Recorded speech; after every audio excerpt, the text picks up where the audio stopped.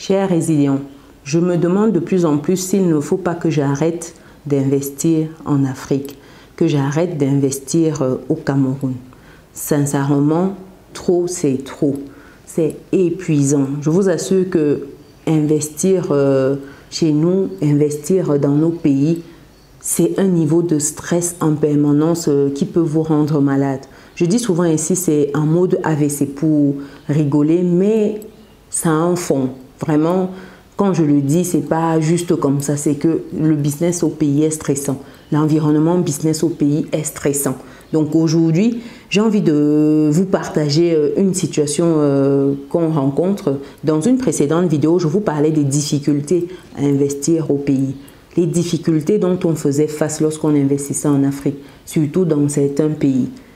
Et aujourd'hui, c'est vraiment un mot de ras-le-bol. Aujourd'hui, je vais vous parler d'une série de vols actuellement dans nos business. Je vais vous prendre le dernier cas qui est tout frais là, qui nous donne mal à la tête. Mais c'est pour que vous compreniez en fait, quand je vous dis investir au pays, il faut se préparer psychologiquement, il faut se préparer financièrement. Ces deux volets-là surtout, le financier et le psychologique. Parce que si ces deux volets-là ne sont pas bien préparés, je vous assure, vous pétez un câble dans ce pays.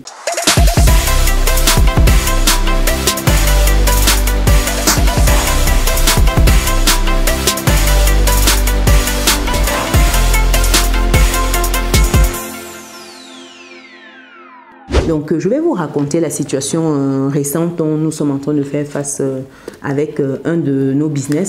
Vous allez nous dire ce que vous en pensez parce que pour nous, c'est un mode, voilà, on a un mode, on va faire radical. Il faut frapper fort. Il faut vraiment que le message passe parce que sans ça, on ne s'en sort pas, chers résilients. On ne s'en sort pas. Je ne sais pas si entre vous, il y a des personnes qui ont déjà investi au pays.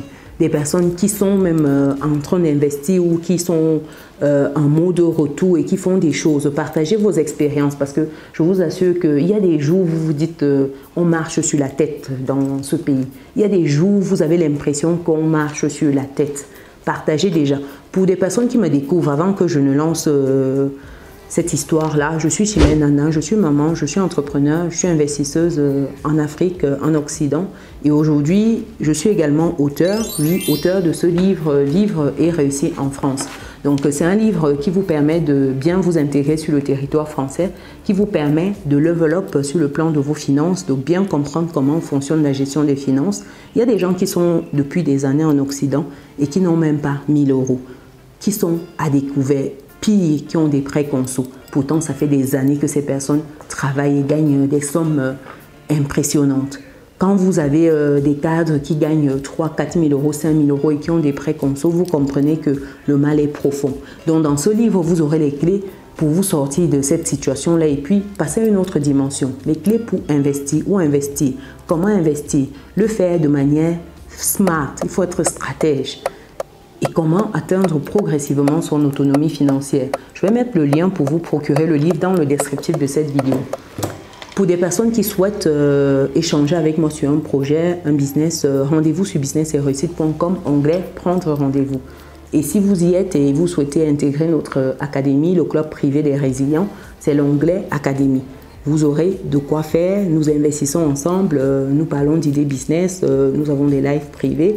Nous avons des livres, en fait, c'est vraiment pour s'enrichir ensemble, réseauter et level up ensemble au quotidien.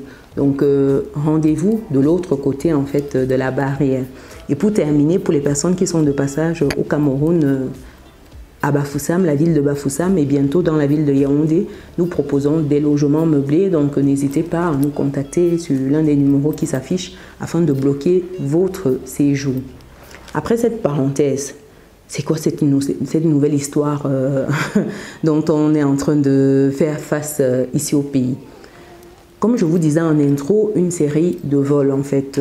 Donc là, le dernier en date, pour vous dire, on a plusieurs logements. Déjà, pour vous situer le contexte, on a des logements qu'on exploite en location court séjour, c'est-à-dire c'est des meublés, c'est des locations meublées. Donc les voyageurs arrivent, passent une nuit, 5 nuits, 10 nuits, bref, et repartent. Donc, c'est des locations meublées, comme son nom l'indique, parce que vous arrivez, vous déposez vos valises et et puis vous avez tout sur place. Donc on a plusieurs sites comme ça qu'on exploite aujourd'hui au pays. Et sur l'un des sites qui est une villa, donc la villa en fait c'est une maison qui est toute seule. On est sur 3 chambres, salon, cuisine, 2 salles de bain, une cour, parking en fait avec barrière, donc c'est full autonome, fermé, vous vous garez dedans, vous êtes coupé du monde quoi, vraiment vous êtes tout seul dans votre petit cocon douillet. Donc on a un des logements qui est cette villa là que je suis en train de décrire. Et donc récemment, qu'est-ce qui s'est passé là-bas? On a eu un souci au niveau des clés qui ouvrent les portes d'accès au logement. Donc comme par hasard, pour que vous compreniez très bien, chers résilients, vous me direz ce que vous en pensez. Ce qu'on fait en fait de toutes ces parties prenantes là qui sont dans l'équation.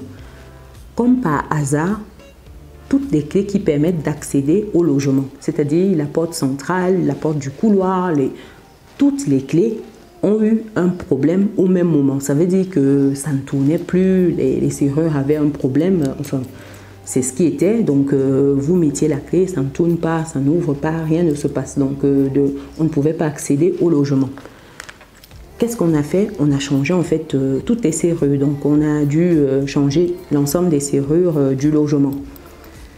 Une fois les serrures changées, il y a une personne en fait, il y a 2 personnes qui sont attitrées pour ce logement-là. Ça veut dire quoi? Ça veut dire que vous avez quelqu'un qui fait le ménage dans le logement et une personne qui fait le check-in. C'était un logement qui était un peu un logement type en fait. C'était un logement, comme on dit, modèle. Donc ça fait partie des premiers logements qu'on a eu pour tester l'activité. Donc c'est un logement où j'ai fait moi-même les check-in dans ce logement et les check-out. Donc je sais tous les coins et les recoins, les contours de ce logement. Donc ça fait que quand il y a eu cette situation, au départ, comme je vous disais, j'étais à fond pour expliquer, pour documenter comment ça se fait et surtout donner les bonnes pratiques aux collaborateurs. Donc progressivement, il fallait passer la main parce qu'à un moment, on a d'autres choses à faire. Donc la main était passée déjà et c'est un des collaborateurs avec qui on travaille qui faisait les check-in, check-out et puis une autre qui faisait le ménage. Donc ces 2 personnes passaient sur le site. Maintenant, les clés ont été changées comme je vous disais tantôt. On a eu, après ce changement de clés, c'était une période qui était calme. Donc le changement des clés a intervenu. Après, c'était en début de semaine, donc, enfin vers la fin de semaine, c'était un peu calme. On a eu un voyageur qui est passé dans le logement. Pour que vous compreniez très bien, le week-end qui suivait le changement des clés, parce que c'est intervenu vers fin de semaine, jeudi, et le vendredi, c'est intervenu mercredi, oui, mercredi ou jeudi. Le vendredi, en fait, on a eu un voyageur pour le week-end. Donc, il est resté le week-end pour tout ce qui est deuil. Vous savez, on en a des tonnes. Donc, le client est resté pour le week-end. Et le voyageur en question, c'est un habitué, en fait, de ce logement-là. C'est une personne qui a un train de vie qui est juste waouh. Donc au pays, c'est des personnes qui n'ont rien à envier à personne, qui voyagent partout au pays et dans le monde. Donc c'est pour vous dire le train de vie de cette personne-là. Donc vraiment CSP+++, quoi. Et cette personne même au passage est auteure. Donc si elle regarde la vidéo, elle saura que je parle d'elle. Donc elle est auteure. J'ai même déjà mis en avant certains de ses ouvrages. Du coup, voilà la personne qui rentre dans le logement pour le week-end. La personne arrive dans la ville de Bafoussam, le logement est à Bafoussam, et la personne vient avec son chauffeur. Une personne qui vit dans le nord Cameroun. Donc ça veut dire qu'elle arrive d'abord sur Yaoundé et ensuite elle prend la route pour l'ouest Cameroun, direction Bafoussam. Et le deuil n'avait même pas lieu à Bafoussam, c'était dans une autre ville à côté. Mais vu que c'est une personne qui a eu un très bon feeling avec nous, avec le logement, ça fait qu'elle préfère se poser dans la ville d'à côté et puis partir quand il y a besoin au lieu du deuil. Donc la personne arrive avec son chauffeur et puis une fois que le séjour est terminé, s'en va. il y a le nettoyage qui doit être fait dans le logement. Donc la personne qui doit en principe nettoyer le logement ne nettoie pas le logement. La personne attitrée. C'est la personne dédiée au check-in, check-out qui se charge de nettoyer le logement. Pour que vous compreniez un peu la subtilité de cette affaire. Et donc, le nettoyage est fait. Entre-temps, il n'y a pas d'autres réservations pour ce logement-là en semaine. Il y a le week-end vient, le week-end de la semaine qui suit, donc après que le nettoyage se soit fait. Donc, le week-end arrive, il y a un nouveau client, toujours, voilà, des CSP+, qui arrive dans la ville, qui est censé arriver dans la ville. Cette fois-ci, c'est un contact direct qui m'envoie cette personne-là. Donc, je fais passer en fait aux équipes, à la personne qui s'en occupe en lui disant, ben voilà, il y aura telle personne qui va arriver. Et donc, il faut faire le check-in. Le collaborateur en question arrive sur le site, ouvre le logement et puis, quelques temps après, me fait signe en fait qu'il y a un souci au niveau du logement. Il faut bien comprendre ici. La personne arrive sur le site, ouvre toutes les portes, le portail, ouvre pour accéder au logement, passant par une des portes qui donne dans le logement même.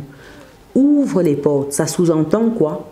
La personne a les clés et ça sous-entend que les portes sont fermées. Je veux vraiment que vous compreniez parce que quand on dit ouvre les portes, là d'autres peuvent comprendre de travers. Arrivé à l'intérieur, c'est un maudit un souci. Mon téléphone sonne, c'est la nuit. C'est-à-dire qu'on se retrouve, c'est pour vous dire que le business, il y a des moments, voilà, vous dormez, vous avez toujours des urgences à gérer. Et quand je vois ce collaborateur qui m'appelle, je me dis, mais surtout que c'est un contact, voilà, c'est quelqu'un de privilégié, je veux que l'expérience soit unique, magnifique. Je me dis, bah, tiens, qu'est-ce qui se passe? Je décroche au téléphone tard dans la nuit et puis la personne me dit que quelqu'un est rentré dans le logement, a tout vidé dans le logement. Le collaborateur me dit que le logement a été vidé. Il n'y a rien dans le logement. On a porté télé, frigo, bouteille de gaz, abonnement Canal+, tout en fait. Jusqu'au régulateur, jusqu'à la bouilloire, pour vous dire. C'est pas possible. Ça dit que... je rigole, mais... c'est pour pas exploser parce que ça me permet d'évacuer une partie de cette énergie qui n'est pas forcément très positive, quoi. Donc, je reçois ça. Le pire, c'est que j'étais sur le point de me coucher, quoi. J'étais dans la chambre, après la douche et tout. Monsieur était déjà couché à côté et là, finalement, il est arrivé parce que je parlais... Bon, pas trop doucement non plus. Et puis, je ne faisais que me répéter et dire, mais comment ça, il n'y a rien dedans? Comment on a pris ça? Comment c'est possible? La porte était bien fermée. Oui, vous avez bien ouvert le portail, vous avez bien ouvert les portes. Oui, mais en fait, ça ne remontait pas à mon cerveau, quoi, pour vous dire. Et monsieur qui se réveille, et puis là, finalement, on s'est dit, bon, ok. Vous voyez, il faut gérer, j'appelle le client qui devait arriver, qui a été envoyé par un contact privilégié, voilà, des personnes avec qui on est partenaire sur d'autres sujets, donc forcément la réception doit être à la hauteur en fait. Et du coup, je l'appelle, je lui explique la situation, je lui présente toutes mes excuses. Je ne sais pas trop quoi lui dire à ce moment-là. C'est soit reloger la personne à l'heure, soit voilà, gérer, voir comment changer déjà si ça, etc. Donc bref, voilà la situation. Et qu'est-ce que nous on fait derrière? Vous me direz comment vous aurez réagi déjà en fait. Quelqu'un qui rentre, qui a les clés, qui ouvre, qui referme, et qu'est-ce que vous allez penser vous? Vos soupçons vont partir vers qui? Sachant que je vous dis très bien que la clé a été changée, il y a eu une personne qui est passée en fait en flèche parce que c'était la nuitée. La personne est arrivée très tard et est repartie très tôt le matin. Donc on ne peut pas se dire que ce monsieur a eu le temps de faire, de fomenter des choses en fait dans le logement, de dupliquer peut-être une clé, des choses comme ça. Non, ce monsieur n'a pas eu le temps et de toutes les manières, quand la voiture, le train de vie et tout de ce monsieur, c'est pas pour venir vous porter une télé dans un logement ou un frigo, quoi. Enfin, non. Et c'est pas ça, enfin, rien à voir. Et le gars, il quitte avec son chauffeur, il est reparti tout de suite. Donc, il reste qui dans l'équation, cher résilient? Dites-moi, dans l'équation, il reste qui? Il reste 2 personnes dans l'équation. 2 personnes qui ont accès aux clés du logement. On est d'accord, les 2 personnes ont accès aux clés du logement. Comment, d'après vous, peut-être qu'aujourd'hui, on n'arrive pas à avoir des réponses cohérentes, mais comment, d'après vous, quelqu'un peut rentrer dans le logement en ouvrant, il se sert comme le propriétaire, il referme le logement et il s'en va. Comme ça. Un voleur qui rentre comme ça, il se sert, il referme, il s'en va. Comment il a eu les clés du logement? Comment la personne qui a accédé a eu les clés du logement? Comment la personne est passée inaperçue? Ça dit que voilà la grande question, la question à 10 000 €. Comment la personne a accédé au logement? Les 2 personnes qui avaient accès au logement avaient les clés. Vous dites non, on ne sait pas, on ne sait pas, on ne sait pas. Comment vous réagissez face à ça? Qu'est-ce qu'on a fait? On a fait un dépôt de plainte, donc déjà pour expliquer ce qui s'est passé, pour qu'une enquête soit ouverte pour trouver la personne qui est responsable. Donc forcément, les soupçons partent vers les 2 collaborateurs en question, et sachant qu'il y a un qui est encore un peu plus soupçonné parce que la personne qui devait faire le ménage n'a pas fait le ménage. Finalement, les clés étaient chez la personne qui a pris la place du ménage et qui a fait le ménage et est resté avec les clés. Donc, a gardé les clés pour faire le check-in, check-out. Et c'est la même personne qui s'est retrouvée sur le site pour m'annoncer en fait que voilà, il n'y avait plus rien dans le logement. Donc, pour vous dire en fait, et là, quand on dépose la plainte, forcément, il y a des arrestations dans la foulée, des choses, voilà. Et vous avez les gens qui sont en mode, ouais, mais il faut comprendre, il faut la famille qui ne vous lâche pas, des choses comme ça. Mais comment vous réagissez? Quand vous investissez quelque part, ce n'est pas en fait pour perdre votre argent du tout. C'est parce que vous pensez à un éventuel profit qui peut vous servir à une certaine qualité de vie. Et si on vous coupe l'herbe sous le pied, partant du principe que non, vous avez de quoi faire, non, c'est pas bon. C'est pas bon. Le problème, c'est que cette mentalité est présente partout. Partout. Lorsqu'on vit dans un logement comme ça, on ne se dit pas que pour équiper ce logement-là, on a dû mettre l'argent sur la table, on a un loyer à payer. À cause de cette situation, on a le logement qu'on n'a pas pu exploiter depuis un moment parce que les personnes qui arrivent, les gens ne vont pas arriver dans un logement qui est vide. Il faut rééquiper le logement, il faut rajouter une sécurité supplémentaire. Et finalement, c'est penser à quoi? Les caméras, ces options-là qui, dans un premier temps, on avait mis de côté parce que voilà, on ne devait pas mettre des caméras dans le logement, peut-être à l'extérieur, balisées. Mais vous avez des gens qui arrivent, qui vous cassent le truc. Donc, si vous n'avez pas un gardien sur site, et voilà, c'est des situations que vous pouvez avoir pour quasiment tout. Imaginez le stress que c'est. C'est un gros manque à gagner. Déjà, vous perdez tout ce que vous avez mis comme équipement. Vous perdez les nuitées qui ne seront pas réservées parce que forcément, c'est au point mort le temps que vous ne rééquipiez, le temps que voilà, vous ne remettiez ça en circulation, enfin l'annonce et tout. Vous vous rendez compte, c'est épuisant. Donc voilà un peu, cher résilient, notre affaire actuellement. Dites-moi ce que vous pensez. Pour vous, qui sera en fait derrière ça? Qui, pour vous, vous pensez que c'est qui? Est-ce qu'à un moment, on s'est dit, mais les choses ne disparaissent pas comme ça? Les gens ne disparaissent pas, ils apparaissent dans une maison, ils redisparaissent avec tout ce qu'il y a dedans. Ça ne passe pas comme ça, ni vu ni connu. Non, à un moment, il faut arrêter. Et puis, ça part dans tous les sens. On vous parle de non, vraiment, d'émotions. Quand vous voulez vraiment aller loin, vous ne voulez rien comprendre, vous voulez juste que justice soit rendue, vous voulez juste trouver le coupable. Avec cette série d'arrestations, les gens commencent à vous dire non, vraiment, c'est pas gentil, il faut être ci, il faut être ça, on est au pays, imaginez, vraiment ci, vraiment ça. Qu'est-ce qu'on en fait?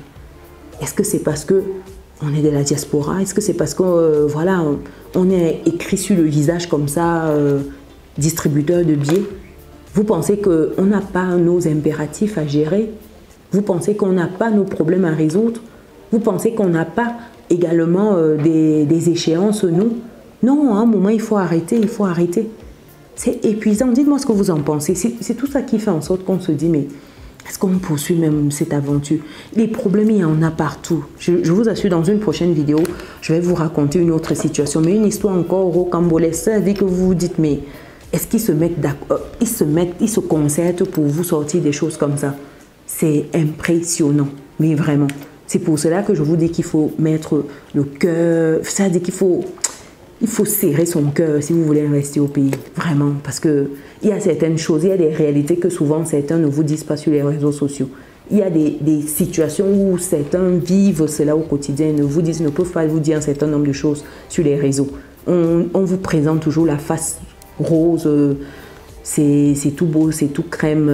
Non, je vous assure que lorsque vous êtes confronté à certaines difficultés, vous vous rendez compte que investir au pays, ah non, il faut avoir vraiment les reins solides. Ah, c'est pas possible. Donc voilà, chers résilients, dites-moi ce que vous pensez de ça dans les commentaires. Qu'est-ce que vous auriez fait? En tout cas, voilà, pour nous, on est catégorique. S'il faut remuer ciel et terre pour arriver à mettre la main sur la personne, voilà, on va faire le nécessaire. Et surtout, voilà, s'il faut choper qui que ce soit dans cette série-là, c'est pas le problème aujourd'hui pour nous. Ça ne nous dérange pas plus que ça. Oui, ça ne nous dérange pas plus que ça. Donc, à un moment, il faut arrêter. Il faut arrêter avec les bêtises, quoi. Donc, voilà. Pour des personnes qui ne sont pas encore dans notre communauté, les amis, cliquez sur les boutons, activez la cloche, partagez autour de vous. On se donne rendez-vous dans une autre vidéo. Ciao.